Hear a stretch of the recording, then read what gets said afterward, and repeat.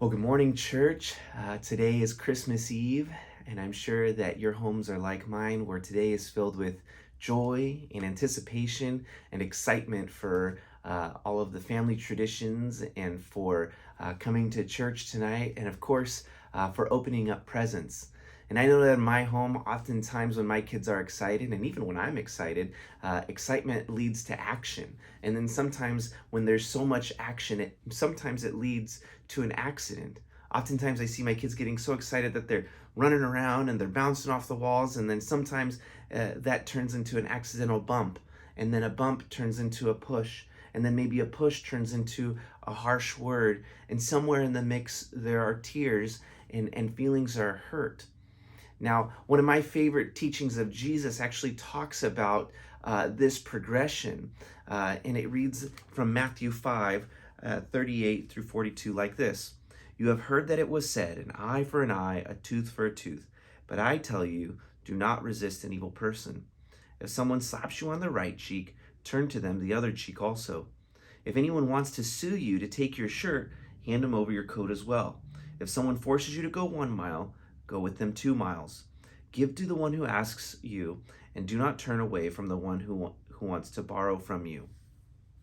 In ancient laws, in ancient times, they often had circumstances that looked a little bit like my home, where a harsh word turned into a hard action, and maybe a hard action turned into violence against someone, and then maybe violence retaliated back to that person and brought even more violence, and that cycle would continue and continue until maybe individuals were hurt, or families were destroyed, or cities were overthrown, all because things spiraled out of control.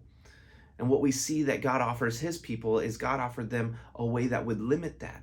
In the Old Testament, there was that saying or that law, an eye for an eye, a tooth for a tooth, because God did not want for destruction to take over and to have the last word, but that there would be limits to the amount of retaliation that someone could put on another person. Now, what I love about Jesus is he goes above and beyond what was expected in the world, and he says, "You have heard an eye for an eye, tooth for a tooth, but I tell you," and he gives us a new vision and a new way for life, one that brings about peace. He says, if someone slaps you on a cheek, turn the other cheek. He gives us a vision and a worldview that we can live into that brings about actual peace. Now, Jesus doesn't just teach us about peace. He doesn't just give us some pithy words to hold on to, but he came to this world to actually live out the words that are here in Matthew 5:38 through 42. He lives out this idea of there needing to be payment for injustice, of there needing to be payment for sin. And rather, he turns the other cheek. He offers himself for us so that we can be with God, so that we can have a new vision for a new life. What is beautiful about the Christmas season, what is beautiful about the Advent story, is that we are looking forward to a king who comes to bring peace, to bring shalom, to bring joy to this world.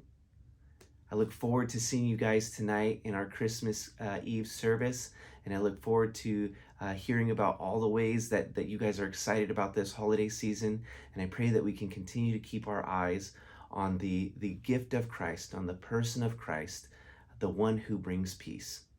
Grace and peace.